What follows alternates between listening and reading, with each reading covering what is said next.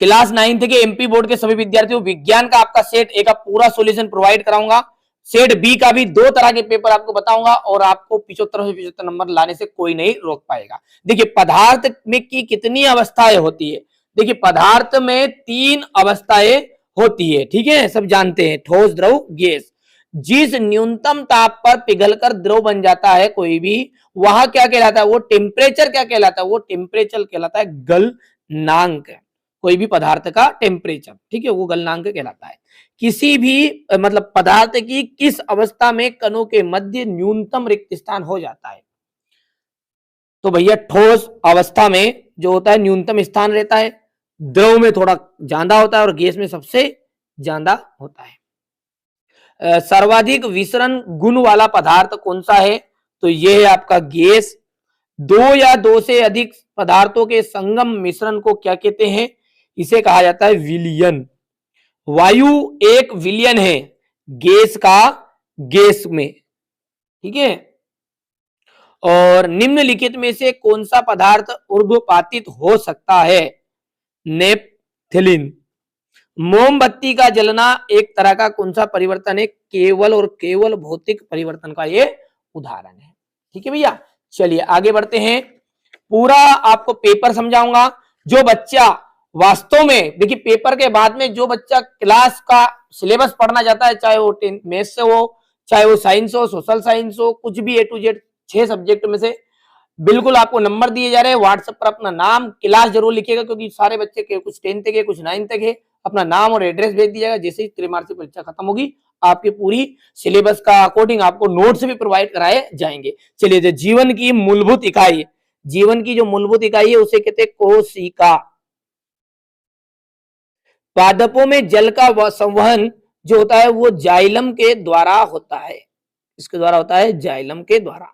समसूत्री विभाजन पेत्रक कोशिकाओं में होता है,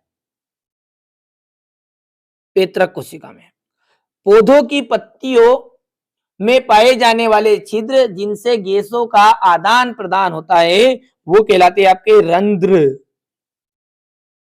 क्या कहलाते हैं, रंध्र। अनैच्छिक पेशियों को आरेखित पेशी भी कहा जाता है।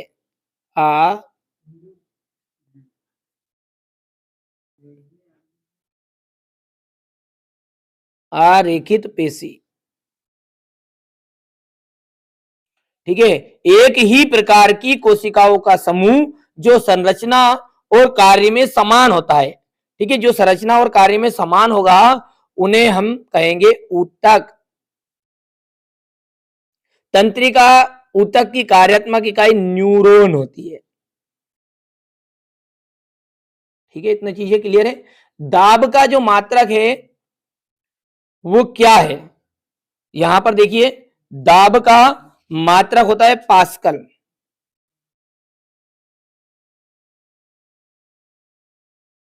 ठीक है।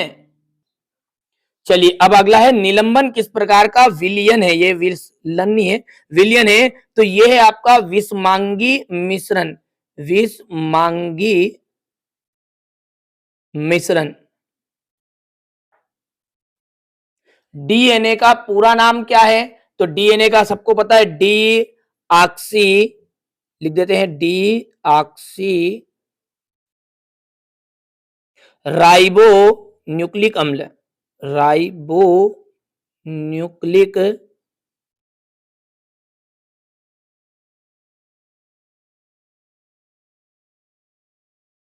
कोशिका विभाजन के कितने प्रकार की होती है, तो 2 प्रकार की होती है। मरुस्थली पौधों में किस प्रकार के रंध्र पाए जाते हैं, सूक्ष्म रंध्र पाए जाते हैं।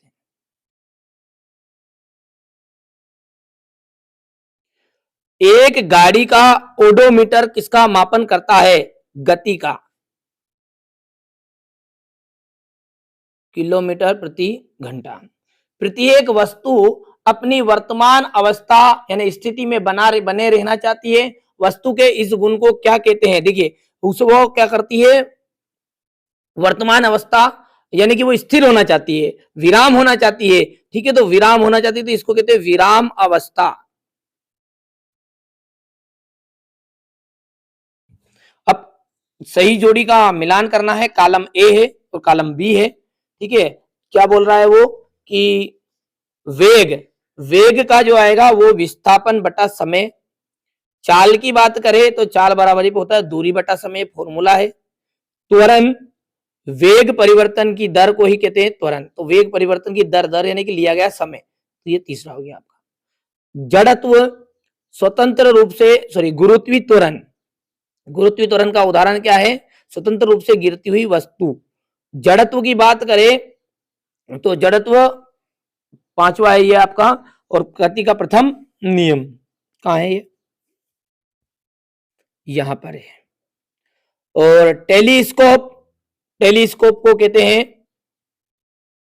टेलीस्कोप का गैलीलियो आ जाएगा आपका। छठा रह गया था गति का द्वितीय नियम का फॉर्मूला था F इक्वल एम ए, तो ये छठा है। और गति का द्वितीय नियम जो है वो है कोई भी वस्तु पर क्रिया के अनुरूप प्रतिक्रिया होती है, तो ये आपका आठवां हो गया है।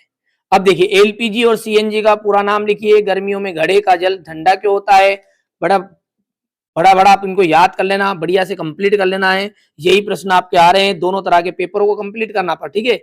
यहाँ से देखिए क्वेश्चन नंबर 7 है ये, टिंडल प्रभाव क्या है, कोलाइडी विलियन के कोई 2 गुण लिखने हैं, अमीबा का अपना भोजन किसे प्राप्त करता है, क्लोरोप्लास्ट के कोई 2 कार्य लिखने हैं, कोशिका में पाए जाने वाले 2 अंगकों के नाम लिखिए, जीव द्रव्य कुंचन, ठीक है, जीव द्रव्य कुंचन, थोड़ा सा बड़ा कर लेते हैं ताकि साफ साफ नजर आ जाएगा।